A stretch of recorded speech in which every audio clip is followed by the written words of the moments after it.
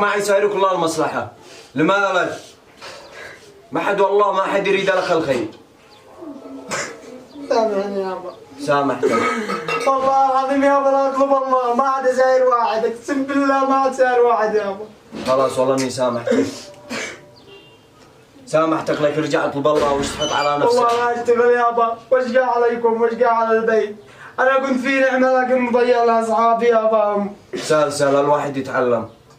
الواحد يتعلم من الدنيا هذه. وقضى ربك ألا تعبدوا إلا إياه وبالوالدين إحسانا إما يبلغن عندك الكبر أحدهما أو كلاهما فلا تقل لهما أف ولا تنهرهما